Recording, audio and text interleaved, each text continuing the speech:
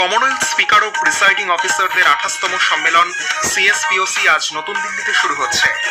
বাণিজ্য, বিরল খনিজ, পারমাণবিক শক্তি এবং প্রতিরক্ষা ক্ষেত্রে সহযোগিতার বিষয়ে বিদেশমন্ত্রী ডক্টর এস জয়শঙ্কর মার্কিন সেক্রেটারি অফ স্টেট মার্কো রুবিওর সঙ্গে টেলিফোনে কথা বলেছেন। ইরানের সরকার প্রতিবাদীদের উপর অত্যাচার চালালে মার্কিন যুক্তরাষ্ট্র বল প্রয়োগ করবে বলে মার্কিন রাষ্ট্রপতি ডোনাল্ড ট্রাম্প হুঁশিয়ারি দিয়েছেন। মুসলিম ব্রাদারহুডের মধ্যপ্রাচ্যের 3 শাখাকে মার্কিন যুক্তরাষ্ট্র সন্ত্রাসবাদী সংগঠন হিসেবে চিহ্নিত করে তাদের সদস্যদের উপর নিষেধাজ্ঞা চাপিয়েছে। দেশ জুড়ে আজ নানা অনুষ্ঠানের মধ্য দিয়ে উদযাপিত হচ্ছে মকর সংক্রান্তি। গঙ্গাসাগরে পুণ্যস্নানে নেমেছে মানুষের ঢল। রাজকোটে একদিনের ক্রিকেট সিরিজের দ্বিতীয় ম্যাচে ভারত আজ নিউজিল্যান্ডের মুখোমুখি হবে। আসছি বিস্তারিত খবরে। কমনওয়েলথ দেশগুলির স্পিকার ও প্রিসাইডিং অফিসারদের 28তম সম্মেলন সিএসপিওসি আজ নতুন দিল্লিতে শুরু হচ্ছে। 3 দিনব্যাপী এই সম্মেলনে 60টিরও বেশি কমনওয়েলথ গোষ্ঠীভুক্ত দেশ এবং আধা স্বায়ত্তশাসিত সংসদের স্পিকার ও প্রিসাইডিং অফিসাররা যোগ দেবেন। এই সম্মেলনের লক্ষ্য হল সংসদীয় গণতন্ত্রের বিভিন্ন রূপ সম্পর্কে জ্ঞান ও বোঝাপড়াকে উৎসাহিত করা এবং সংসদীয় প্রতিষ্ঠানগুলির বিকাশ ঘটানো। লোকসভার অধ্যক্ষ ওম বিড়লা এই সম্মেলনের সভাপতিত্ব করবেন। আজ প্রথম দিনে স্থায়ী কমিটির বৈঠক অনুষ্ঠিত হবে। প্রধানমন্ত্রী নরেন্দ্র মোদী আগামীকাল সংবিধান সদনের ঐতিহাসিক সেন্ট্রাল হলে সম্মেলনের উদ্বোধন করবেন। শ্রী মোদী কমনওয়েলথ এবং স্বায়ত্তশাসিত সংসদগুলির স্পিকার ও প্রিসাইডিং অফিসারদের সঙ্গে মতবিনিময় করবেন। এই উপলক্ষে আসা দক্ষিণ আফ্রিকা ও গ্রেনাডার প্রতিনিধিদের সঙ্গে গতকাল নতুন দিল্লিতে সাক্ষাৎ করেন লোকসভার অধ্যক্ষ ওম বিড়লা। অধ্যক্ষ বলেন, ভারতের উৎসব ও সাংস্কৃতিক ঐতিহ্য সারা বিশ্বে সৌভ্রাতৃত্ব, পারস্পরিক সম্মান ও মানবিক মূল্যবোধগুলিকে তুলে ধরে। বৈঠকে ভারত ও দক্ষিণ আফ্রিকার প্রতিনিধিদের মধ্যে দ্বিপাক্ষিক সম্পর্ক নিয়েও আলোচনা হয়। সন্ত্রাসবাদ মোকাবিলায় আসিয়ান দেশগুলির প্রতিরক্ষা মন্ত্রী সহ বিশেষজ্ঞদের ষোড়শ বৈঠক আজ থেকে নতুন দিল্লিতে শুরু হবে। প্রতিরক্ষা মন্ত্রক জানিয়েছে, এই বৈঠকে ভারত ও মালয়েশিয়া যৌথভাবে সভাপতিত্ব করবে। ব্রুনেই, কম্বোডিয়া, ইন্দোনেশিয়া ও মালয়েশিয়া সহ 11টি আসিয়ান গোষ্ঠীভুক্ত দেশ 3 দিনের এই বৈঠকে অংশগ্রহণ করবে। বৈঠকে আসিয়ান গোষ্ঠীভুক্ত দেশগুলির প্রতিরক্ষা পরিকাঠামো সংক্রান্ত পারস্পরিক সহযোগিতা নিয়ে আলোচনা হবে। আলোচনার 7টি মূল বিষয় হল সামুদ্রিক সুরক্ষা, সন্ত্রাসবাদ বিরোধিতা, মানবিক সহায়তা, বিপর্যয় ব্যবস্থাপনা, শান্তি প্রতিষ্ঠা, সামরিক চিকিৎসা, মানবিক পদ্ধতিতে খনিজ উত্তোলন ও সাইবার নিরাপত্তা। বিদেশমন্ত্রী ডক্টর এস জয়শঙ্কর গতকাল মার্কিন সেক্রেটারি অফ স্টেট মার্কো রুবিওর সঙ্গে টেলিফোনে কথা বলেছেন। বাণিজ্য, বিরল খনিজ, পারমাণবিক শক্তি এবং প্রতিরক্ষা ক্ষেত্রে সহযোগিতার বিষয়ে তাদের মধ্যে আলোচনা হয়। ভারতে নতুন নিযুক্ত মার্কিন রাষ্ট্রদূত সার্জিও গোর বাণিজ্য ক্ষেত্রে দুপক্ষের মধ্যে যোগাযোগ হবে বলে মন্তব্য করার একদিন পরেই এই বার্তালাপ। বিদেশমন্ত্রী জানান, মার্কো রুবিওর সঙ্গে তার ফলপ্রসূ আলোচনা হয়েছে। উপরাষ্ট্রপতি সিপি রাধাকৃষ্ণন তার নিজ রাজ্য তামিলনাড়ুতে 2 দিনের সফরে আজ যাচ্ছেন। তিনি আজ সন্ধ্যায় কোয়েম্বাটোর পৌঁছবেন এবং তার নিজের শহর তিরুপুরে রাত্রি যাপন করবেন। উপরাষ্ট্রপতি আগামীকাল কোয়েম্বাটোরের কোডিসিয়াতে রামকৃষ্ণ মিশন হাসপাতালের সুবর্ণ জয়ন্তী অনুষ্ঠানে যোগ দেবেন। দেশের অন্যান্য রাজ্যের সঙ্গে পশ্চিমবঙ্গ ও উত্তর পূর্বের রাজ্যগুলির যোগাযোগ ব্যবস্থা উন্নত করার লক্ষ্যে পশ্চিমবঙ্গ ও অসম থেকে মোট 9টি অমৃত ভারত এক্সপ্রেস চালু হতে চলেছে বলে রেল মন্ত্রক জানিয়েছে। ট্রেনগুলি হল Santragachi Tambaram, Howrah Anand Vihar Terminal, Sealdah Banaras, New Jalpaiguri Nagercoil, New Jalpaiguri Tiruchirappalli, Alipurduar SMVT Bengaluru, Alipurduar Panvel, Guwahati Rohtak এবং ডিব্রুগড় গোমতিনগর অমৃত ভারত এক্সপ্রেস। প্রধানমন্ত্রী নরেন্দ্র মোদী চলতি সপ্তাহেই এই ট্রেনগুলির যাত্রার সূচনা করবেন।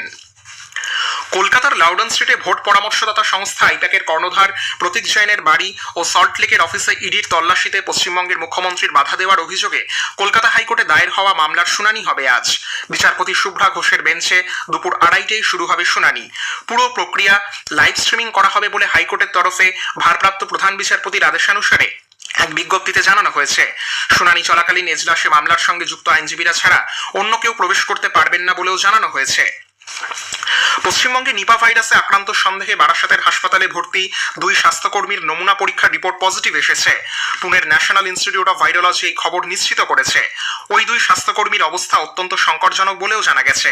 তারা এই মুহূর্তে ভেন্টিলেশনে রয়েছেন।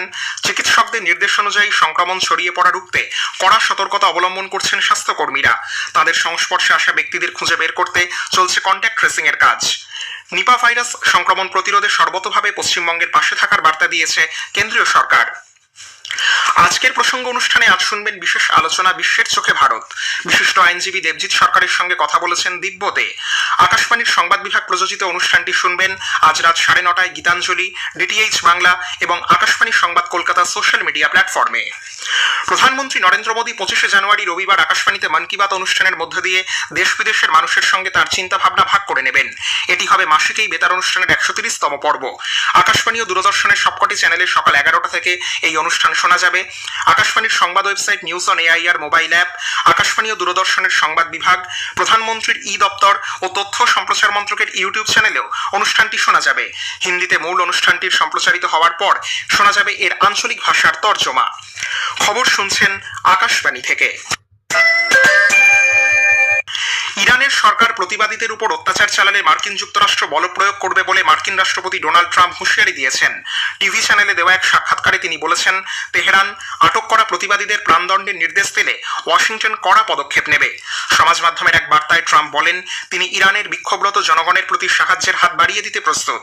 ইরানের মানবাধিকার সংগঠন জানিয়েছে, বিক্ষোভরত এক ব্যক্তি বছর 26-এর ইরফান সুলতানিকে গত সপ্তাহে আটক করা হয়েছিল এবং তাকে প্রাণদণ্ডের আদেশ দেওয়া হয়, যা আজ কার্যকর হওয়ার কথা। ইরানের সরকার বিরোধী বিক্ষোভে মৃতের সংখ্যা এদিকে বেড়ে দাঁড়িয়েছে 2571।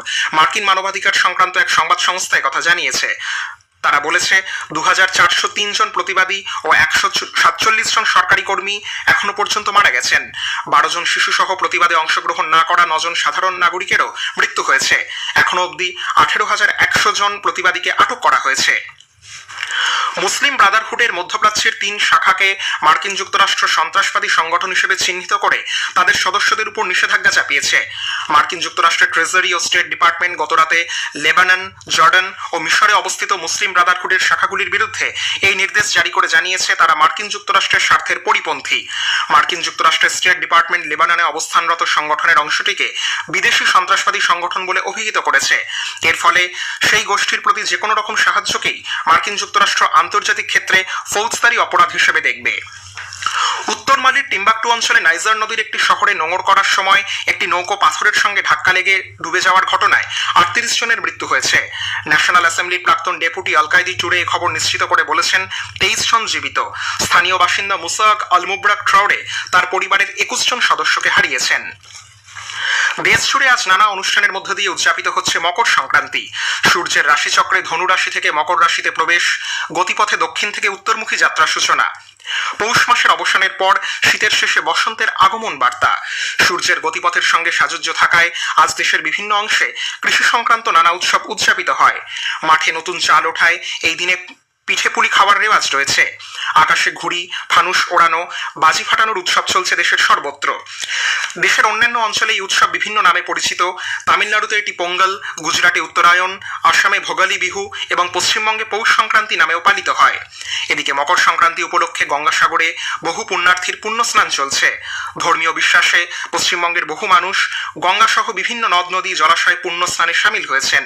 একটি প্রতিবেদন। হাড় কাঁপানো শীত উপেক্ষা করেই লক্ষ লক্ষ পুণ্যার্থী ঢল নামে সাগর তটে। আবহমানকালের বিশ্বাসে বঙ্গোপসাগর ও গঙ্গার মিলন ক্ষেত্রে মকর সংক্রান্তির পবিত্র স্থানে পুণ্যার্জনের আশায় ডুব দিচ্ছে সাধু থেকে গৃহী। হর হর মহাদেব, গঙ্গা মাইকি জয়ধ্বনিতে মুখর হয়ে ওঠে গোটা মেলা চত্বর।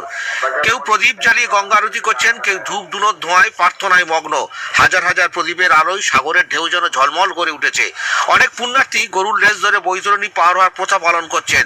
দেশের নানা প্রান্ত থেকে হাজার হাজার মাইল পাড়ি দিয়ে কষ্ট সহ্য করেই এখানে এসেছেন তারা। সাগর স্নানের পর সেই পবিত্র মুহূর্ত মোবাইলে বন্দি করছেন অনেকেই। কেউ আবার লাইভ ভিডিওতে প্রিয়জনদের সাগরের দৃশ্য দেখাচ্ছেন। তবে বিপুল ভিড়ের মাঝে হারিয়েও যাচ্ছেন অনেকে। মেলার ঘোষণা কেন্দ্র থেকে নিখোঁজের লাগাতার ঘোষণা চলছে। স্নান শেষে কপিলমুনির আশ্রমের সামনে পুণ্যার্থীদের দীর্ঘ লাইন। ভিড় সামাল দিতে বসানো হয়েছে একাধিক ড্রপ গেট। আজ বেলা 1:19 থেকে পুণ্যযোগ শুরু। সারাদিন ধরে আরও পুণ্যার্থীর আগমন হবে। সেই অনুযায়ী জেলা প্রশাসন প্রস্তুতি নিয়ে রেখেছে সর্বতোভাবে। গঙ্গাসাগর মেলা থেকে গৌতম মণ্ডল, আকাশবাণী সংবাদ। রাজকোটের সৌরাষ্ট্র ক্রিকেট অ্যাসোসিয়েশন স্টেডিয়ামে আজ একদিনের ক্রিকেট সিরিজের দ্বিতীয় ম্যাচে ভারত নিউজিল্যান্ডের মুখোমুখি হবে। খেলা শুরু হবে দুপুর 1:30টায়। শেষ করার আগে খবরের বিশেষ কিছু অংশ আরও একবার। কমনওয়েলথ স্পিকার ও প্রিসাইডিং অফিসারদের 28তম সম্মেলন সিএসপিওসি আজ নতুন দিল্লিতে শুরু হচ্ছে। ইরানের সরকার প্রতিবাদীদের উপর অত্যাচার চালালে মার্কিন যুক্তরাষ্ট্র বলপ্রয়োগ করবে বলে মার্কিন রাষ্ট্রপতি ডোনাল্ড ট্রাম্প হুঁশিয়ারি দিয়েছেন। খবর শেষ হলো, এরপর স্থানীয় সংবাদ 10টা বেজে 10 মিনিটে।